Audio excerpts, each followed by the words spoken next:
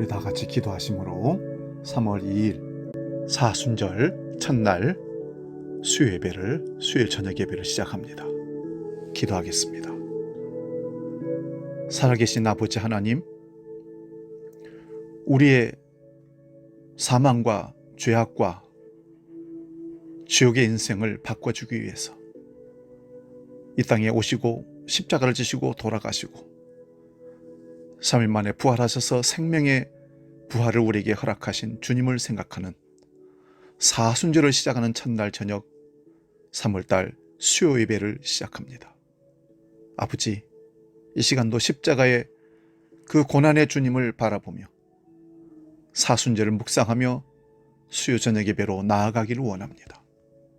이 시간도 각 곳에서 마음의 무릎을 꿇고 예배하는 하나님의 백성들 심령들을 기억하시고 십자가 예수 그리스도를 바라보며 진정한 구원이 무엇인지, 하나님의 은혜가 무엇인지, 하나님의 복을 누리는 것이 무엇인지를 깨닫는 복된 시간이 되게 하시고, 우리가 하나님을 찬송하며 기도하고 간구하는 시간을 통해 하나님이 살아계심을, 우리와 임마누엘 하심을 경험하는 복된 시간으로 주여 역사하여 주시옵소서.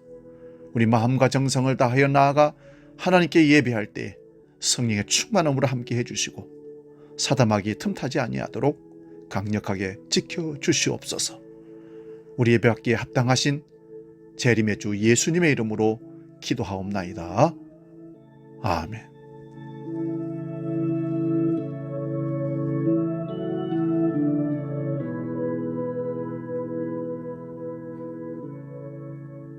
찬송가 415장 십자가 그늘 아래 함께 찬송합니다.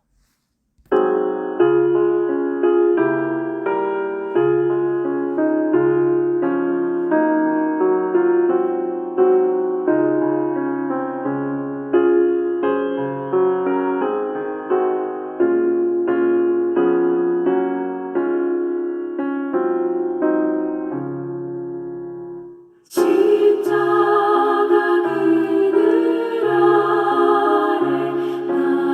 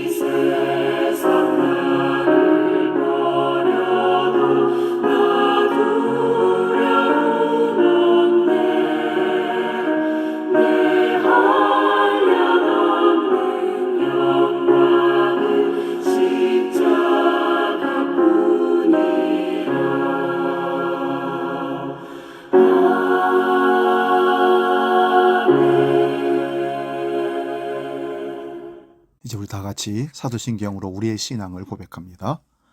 나는 전능하신 아버지 하나님, 천지의 창조주를 믿습니다. 나는 그의 유일하신 아들 우리 주 예수 그리스도를 믿습니다. 그는 성령으로 잉태되어 동정녀 마리아에게서 나시고 본디오 빌라도에게 고난을 받아 십자가에 못 박혀 죽으시고 장사된 지 사흘 만에 죽은 자 가운데서 다시 살아나셨으며 하늘에 오르시어 전능하신 아버지 하나님 우편에 앉아 계시다가 거기로부터 살아있는 자와 죽은 자를 심판하러 오십니다.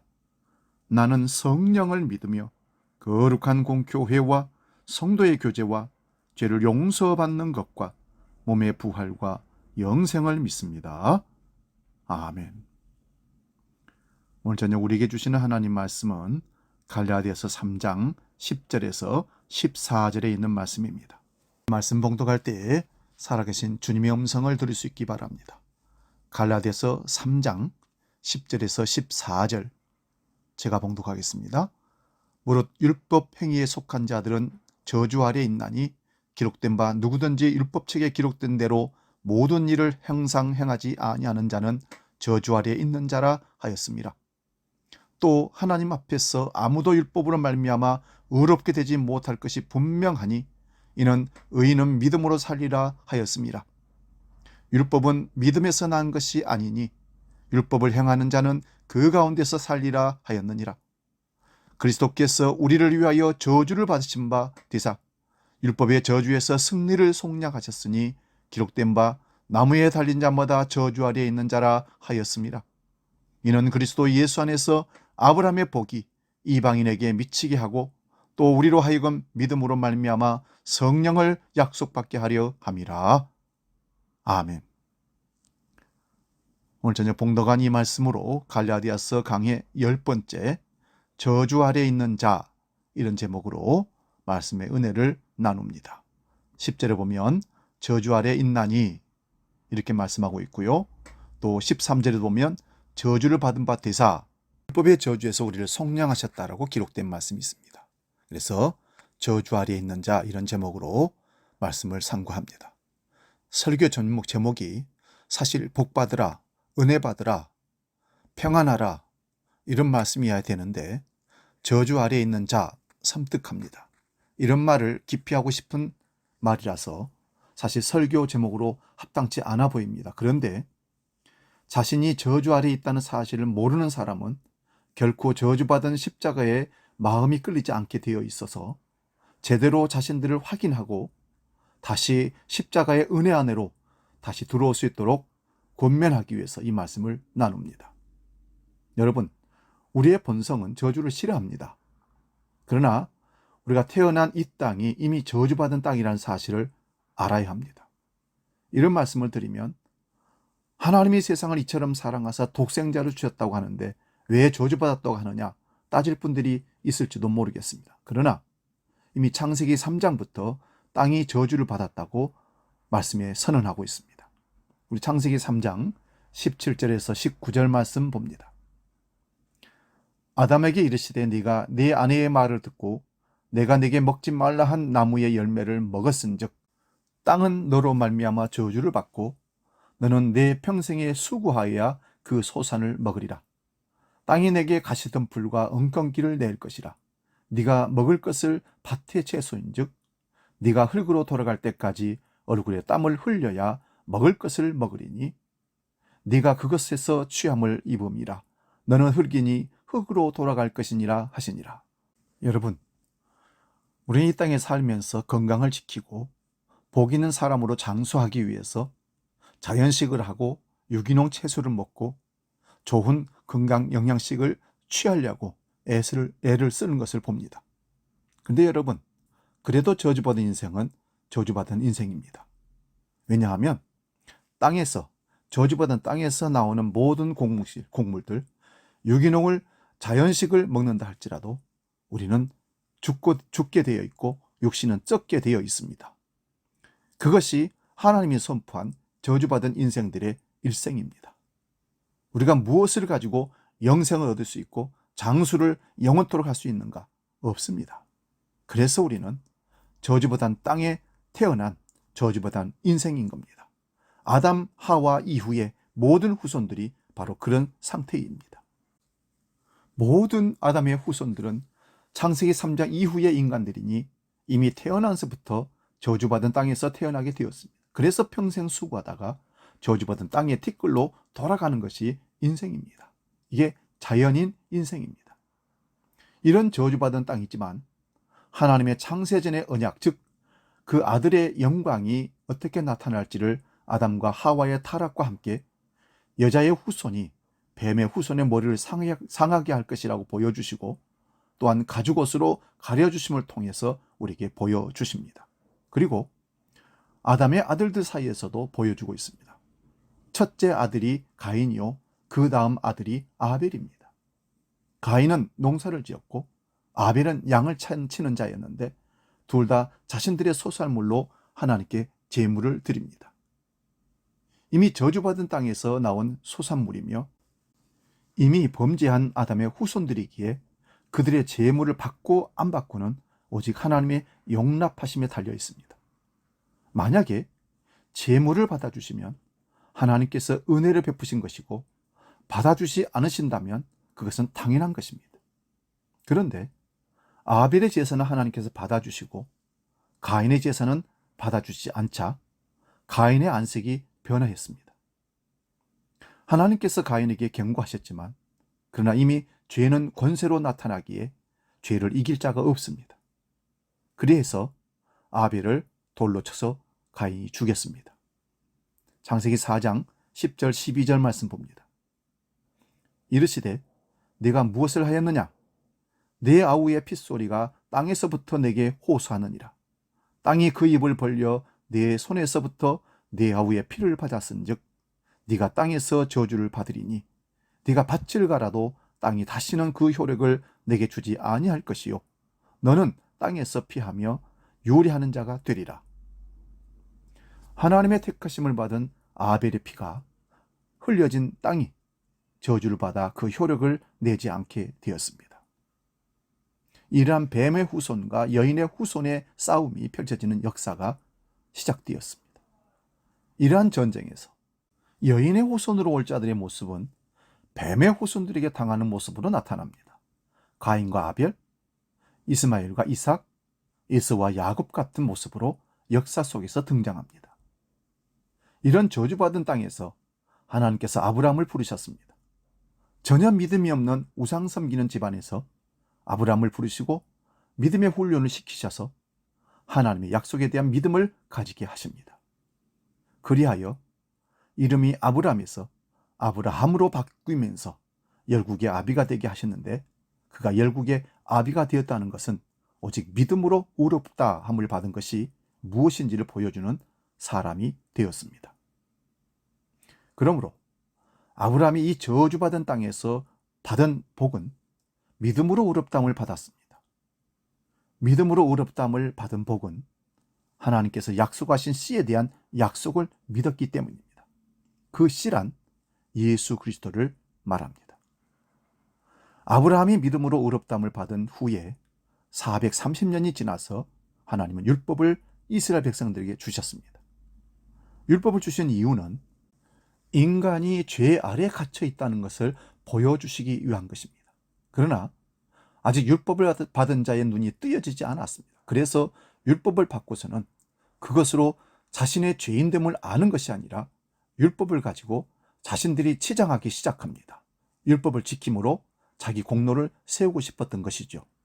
그러므로 율법으로 의롭다함을 받을 자가 없다는 사실을 알게 하기 위하여 하나님은 율법을 주셨는데 오히려 그 율법으로 자신들의 의로 삼았기에 유대인들이 그렇게 자랑하는 율법의 의로는 결코 영원한 생명에 이를 수가 없고 오직 저주 아래 들어갈 뿐이라는 사실을 바울은 지금 구약 성경으로 증거하고 있습니다. 오늘 갈라디아 3장 10절 말씀 봅니다. 율법의 행위에 속한 자들은 저주 아래 있다고 합니다. 그 근거를 신명기 27장 26절의 말씀으로 증언합니다. 이 율법의 말씀을 행하지 아니하는 자는 저주를 받을 것이라 할 것이요 모든 백성은 아멘 할지니라. 에발산에서 복과 저주를 선포하고 아멘하게 하시는 말씀입니다. 이 율법의 말씀을 행하지 않는다는 것은 모든 율법을 항상 행하지 아니하면 저주받는다는 말씀입니다. 모든 율법을 항상 지켜 행하지 않으면 저주를 받습니다. 그런데 유대인들은 어떻게 율법의 의로 흠이 없다고 하였을까요? 그것은 율법의 선생들이 타협을 했습니다. 이런 것이 바로 장로들의 유전이며 전통이라는 이름으로 해석해 왔습니다. 이런 모습이 처음 아담과 하와에게 나왔습니다. 하나님의 계명에 대해 보태고 빼고 비틀어 덮었습니다. 이런 모습은 오늘 우리들도 동일하게 나타납니다. 아담과 하와는 사탄 마귀에게 속아서 금단의 열매 선악과를 따먹었습니다. 그 따먹을 때 뭐라고 얘기합니까? 하나님이 이것을 먹으면 죽을까 하노라. 자기 말을 보탰습니다. 그리고 따먹기는 어떤 모습이 됐습니까? 따먹고 이후에는 자기 책임이 없습니다. 아담은 하와에게, 하와는 뱀에게. 이런 치졸한 모습이 우리 본성 속에 들어와 있습니다. 이게 범죄한 아담과 하와의 후손들의 모습입니다. 우리도 조금만 부담되는 말씀이 주어지면 그 말씀에 부닥쳐 보지도 않고 은혜라는 말을 하면서 자기 희생과 손해를 감수하지 않고 냉큼 도망갑니다. 마땅히 서로 짐을 져야 하는 부분인데 그것이 무거운 짐이 아닌데도 지금은 은혜 시대인데 뭐 하면서 도망가는 것은 자기의 사욕을 따르는 것이지 그것을 은혜라고 하지 않습니다. 손해볼까봐, 나만 힘들어질까봐, 그래서 뒤로 빼고 도망을 갑니다. 은혜란 성령이 임하여 자신의 죄가 무엇인지 그 한계점을 본 사람들이 아무리 죄에서 벗어나고 싶어도 스스로 벗어날 수 없을 때에 오직 십자가의 공로로 죄에서 해방된 사실을 은혜라고 하는 것이지, 자기 이기적인 욕심, 욕망대로 살면서 죄를 즐길 요랑으로 은혜라는 말을 남발하는 것, 역시 말씀을 보태고 빼고 비틀고 덮는 아담과 하와의 본성이 들어있습니다. 그러므로 믿음으로 사는 것이 무엇인지 우리 살펴봅니다. 11절 말씀 봅니다. 또 하나님 앞에서 아무도 율법으로 말미암아 의롭게 되지 못할 것이 분명하니 이는 의인은 믿음으로 살리라 하였습니다. 하나님 앞에서 아무도 율법으로 말미암아 의롭게 되지 못할 것이 분명하다고 말씀합니다. 그러면서 이는 의인이 믿음으로 살리라 말씀합니다. 이 말씀은 하박국 2장 4절의 인용의 말씀입니다. 이 내용을 알기 위해서 하박국 1장 1절에서 4절을 봅니다. 선지자 하박국이 묵시로 받은 경고라. 여호와여, 내가 부르짖어도 주께서 듣지 아니하시니 어느 때까지이니까. 내가 강포로 말미암아 외쳐도 주께서 구원하지 아니하시나이다. 어찌하여 내게 죄악을 보게 하시며 패역을 눈으로 보게 하시나이까. 겁탈과 강포가 내 앞에 있고 변론과 분쟁이 일어났나이다. 이러므로 율법이 해이하고 정의가 전혀 시행되지 못하오니 이는 악인이 의인을 애워싸므로 정의가 굽게 행하여 짐이니이다. 하박국 선지자가 이스라엘을 가만히 보니 한마디로 엉망진창입니다. 악인이 형통하고 의인이 고난을 받습니다. 그래서 하박국 선지자가 여호와께 부르짖습니다. 하나님, 어찌 이런 일이 가만히 일어나는데 그냥 보고만 계십니까? 하나님의 공의가 시행되어야 할 이 땅에 내가 보아도 온통 강포와 죄악과 패역과 겁탈과 변론과 분쟁이 가득한데 어떻게 하나님의 눈은 정결하신 하나님께서 이런 꼴을 보고 가만히 계십니까? 이러므로 율법이 해이하고 정의가 전혀 시행되지 못합니다. 악인이 의인을 애워쌌으므로 정의가 굽게 행하여집니다. 이런 항의를 하박국 선지자가 하나님께 합니다. 여기에 대한 하나님의 답변이 무엇입니까? 의인은 믿음으로 살리라, 이렇게 말씀합니다. 이 말씀은 하나님께서 다 보고 계시며 반드시 심판한다는 말씀입니다. 그런데 하박국의 눈으로 보이지 않습니다. 하나님이 살아계셔서 악인을 심판하시고 의인을 신원하여 주셔야 하는데 그런 하나님이 보이지 않았다는 것입니다. 여인의 후손들은 늘 당하는 모습이고 뱀의 후손들이 늘 승승장구하는 모습으로 보입니다. 선하게 살면 손해를 보고 핍박을 당하는 것 같고, 악하게 사는 자들은 승승장구하고 잘 되는 것 같은 것이 우리 눈에 보입니다. 이런 상황에서도 비록 더딜지라도 하나님은 기다리라고 말씀합니다. 이것이 바로 의인은 믿음으로 살리라는 말씀의 배경입니다. 그런데 인간들에게 하나님께서 행위대로 갚아주셨다면 하박국 선지자도 심판에서 결코 벗어날 수가 없었다는 말씀입니다. 그러므로 믿음으로 살려고 합니다. 의인이 믿음으로 산다는 것은 자신의 의로운 행위를 의지하는 것이 아니라는 말씀입니다. 만약에 그렇게 자신의 의로운 행위를 의지한다면 다른 사람도 하나님의 저주를 피할 수가 없다는 말씀이 신약이 아니라 구약에서 나오는 말씀입니다. 그러므로 창세기 3장부터 시작된 이 저주가 구약의 마지막 성경 마지막 말씀인 말라기 4장 5절 6절에서 이렇게 나옵니다.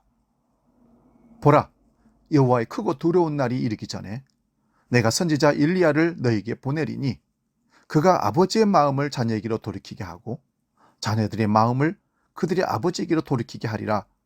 돌이키지 아니하면 두렵건대 내가 와서 저주로 그 땅을 칠까 하노라 하시니라.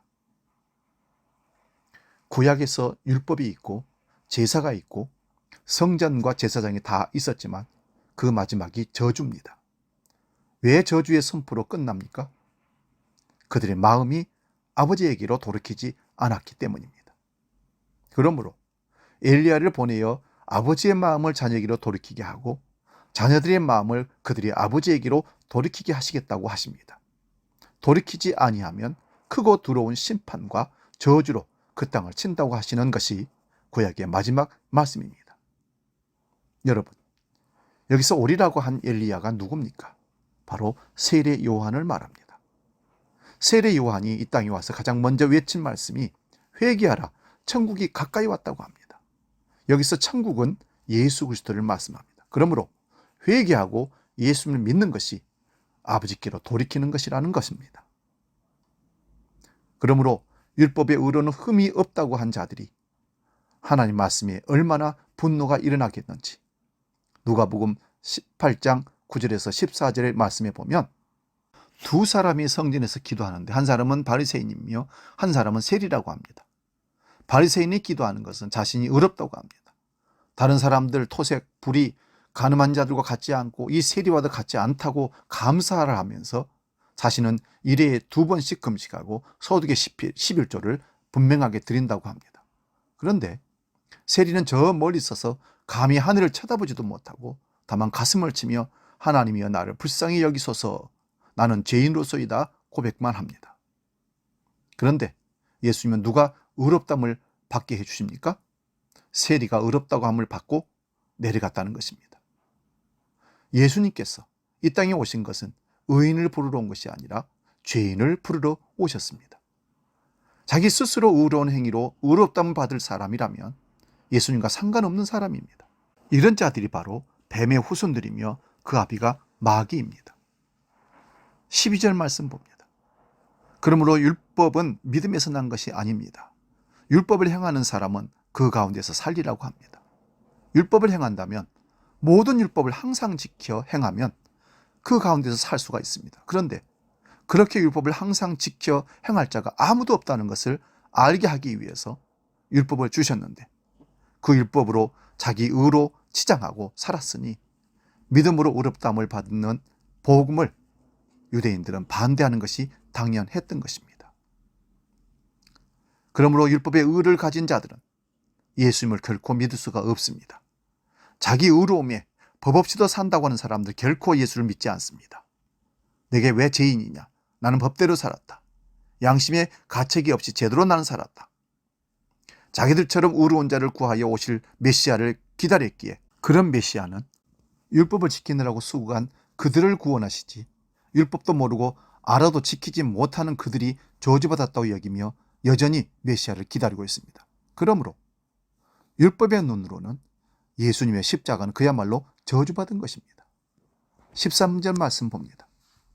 나무에 달린 자마다 저주 아래에 있는 자라는 말씀이 신명기 21장 23절에 나오고 있습니다.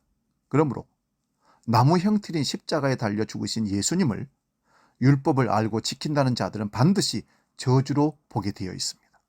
그런 저주받은 십자가의 죽음이 어떻게 메시아가 되느냐는 것입니다.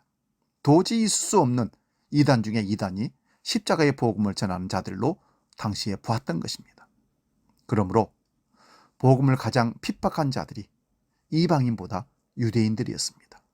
이들이 바로 사탄의 회라고 요한계시록 2장 9절에서 말씀합니다. 내가 네 환난과 궁핍을 알거니와 실상은 네가 부요한 자니라. 자칭 유대인이라 하는 자들의 비방도 알거니와 실상은 유대인이 아니요 사탄의 회당이라. 그렇다면 오늘도 사탄의 회당이 있다는 말씀입니다. 누가 사탄의 회당들입니까? 예수님의 십자가를 말하지 않은 자들입니다. 십자가를 말한다고 해도 그것은 단지 구색용이고 교묘하게 온갖 인간들의 행위들을 부추겨내는 것으로 십자가를 대체하려고 하는 자들이 있습니다. 물론 교묘하여 겉으로는 잘 알 수가 없도록 위장을 합니다. 십자가는 걸어놨는데 십자가의 복음은 전하지 않고 세상적인 복받으라고 계속해서 세상의 복을 선포하는 목회자들이 너무 많습니다. 복음으로 돌아간다는 것은 바로 십자가를 증거하고 고통스럽더라도 비록 적은 소수가 모이더라도 진정한 복음을 전파하라는 것이 십자가로 돌아가는 것입니다. 그러나 성령이 임한 자는 그것을 분별하게 됩니다. 예수 그리스도의 십자가만 자랑하느냐 아니면 예수 그리스도의 십자가도 자랑하지만 십자가를 믿는 인간의 행위도 자랑하느냐로 분별이 됩니다. 여기서 우리가 주의할 글자가 만과 도입니다. 만에는 사람의 행위나 공로가 끼어들 틈이 없습니다. 도에는 인간의 행위도 끼어 넣으려고 합니다. 이런 자들은 아직도 저주가 무엇인지 잘 모르는 어리석은 자들입니다. 그러므로 하나님의 말씀과 성령은 우리로 하여금 우리의 죄와 허물이 무엇인지를 보여줍니다. 히브리서 4장 12절 13절 말씀 봅니다.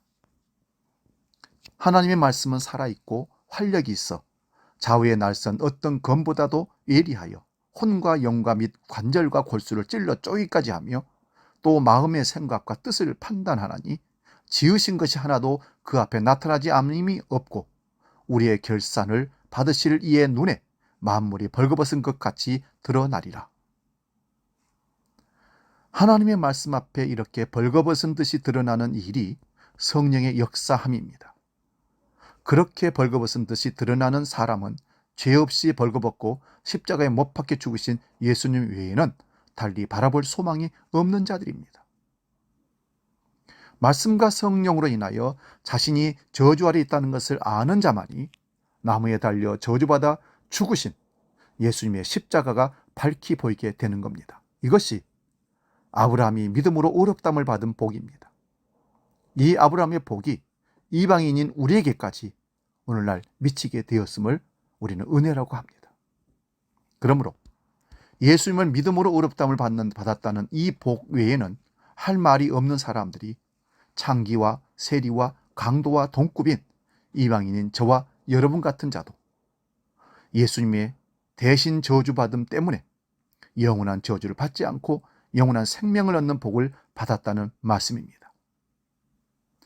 예수님을 믿음으로 의롭다함을 받는 것이 복이며 예수님을 믿지 않고 자기의 행위를 믿는 것이 저주임을 누가 알겠습니까? 자기 자신이 십자가에 못 박히면 알게 됩니다. 어떻게 우리가 못 박힙니까? 우리가 십자가에 못 박힌 강도에 대해서 한번 살펴보시기 바랍니다. 예수님 십자가에 달리실 때 좌우편에 강도가 있었습니다. 저는 모든 인류가 다 저주를 받아 십자가에 못 박힌 두 강도와 같다고 봅니다. 그런데 가운데 계신 예수님은 갈라디아서 3장 13절의 말씀대로 어떤 저주를 받은 것입니까? 우리를 위하여 죄 없으신 분이 대신 저주를 받았다고 말씀합니다. 그런데 양편의 강도는 자신의 죄로 인하여 저주받아 죽는 죽음입니다. 우리 모두가 다 저주받은 땅에서 저주받아 가야 할 십자가의 강도와 같은 자들이라는 것이요. 아니요 하고 항변하고 싶습니까? 우리가 언제 한 번이라도 우리가 강도 아닌 적이 있습니까? 날마다 주님 것을 내 것이라고 우기며 살고 있는 자들입니다. 피조물이 마치 창조인 양 살아가고 있는 날강도와 같은 사람들이 저와 여러분들입니다. 생명도 내 것이고 물질도 내 것이고 자녀도 내 것이고 내 인생 모두가 내 것이라고 그것을 주장하고 고집하는 자가 바로 강탈하고 강도 같은 삶을 사는 죄인들입니다. 내 것이 내 것이 아니고 주님 것이라고 인정하는 자만이 진정한 십자가에 달리신 주님과 함께 가는 자들입니다. 십자가의 한 강도는 예수님은 몰랐습니다. 나나 너나 함께 저주받아 죽어가는 주제에 네가 정말 메시아라면 너도 구원하고 나도 구원해 보라고 조롱합니다. 그러나 한 강도는 자기 죄를 알고 예수님이 누구신지를 알았습니다. 자기는 죄로 인하여 이런 저주를 받아 마땅하지만 이분은 죄가 없이 저주받으신 분인 줄 알았다는 것이죠. 이것이 가장 큰 십자가의 기적입니다. 이것이 가장 큰 십자가의 복입니다. 그런데 이 강도가 천국에서 만약에 속옷만 입고 돌아다닌다는 망발을 하는 자들은 예수님께서 우리의 모든 저주를 십자가에서 대신 받으셨다는 것에 대하여 불만이 있는 자들입니다. 예수님의 십자가를 가리는 자들이 바로 그런 자들입니다. 뭔가를 해야 천국에 가서 부끄러운 구원이 아니라 영광스러운 구원을 받고 그 공적으로 우리는 좋은 데서 저 높은 데서 넓은 데서 산다고 그렇게 말하는 자들이 있습니다. 이거는 비상식적인 복음이 아닙니다. 예수님이 십자가에 달려 저주를 받은 것이 하나님께 철저하게 버림받는 저주입니다. 예수님 외에는 이 저주를 알지 못합니다. 예수님만이 아버지와 하나이셨기에 이 고통과 저주를 아시는 분이십니다. 그런데 그 저주로 인하여 마땅히 저주받아야 할 자기 백성들의 저주를 대신 담당하신 저주입니다. 그러므로 자신의 죄와 저주를 알게 되는 것은 예수님의 십자가의 영을 받은 자들이 자신의 죄와 저주를 알기에 대신 저주받으신 십자가의 그늘 아래 피하는 그것만이 참된 안식임을 알고 믿는 자들입니다. 이들은 세월이 가면 갈수록 자기의 행위를 의지하는 것이 아니라 예수님의 십자가만 의지하게 됩니다. 이러한 은혜가 우리 모두에게 있기를 소원합니다. 우리 아까 불렀던 415장 십자가 그늘 아래 1절 부르고 우리 중보 기도하고 축도하고 마치겠습니다.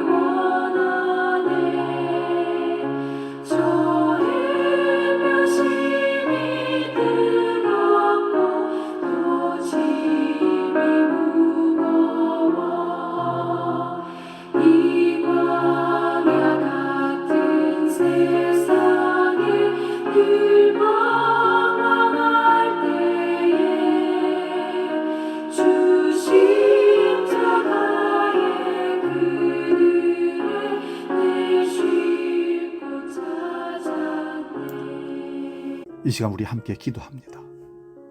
십자가의 저주 아래 죽어 마땅한 우리가 무엇을 하나님 앞에 의로움으로 드러낼 수 있겠습니까?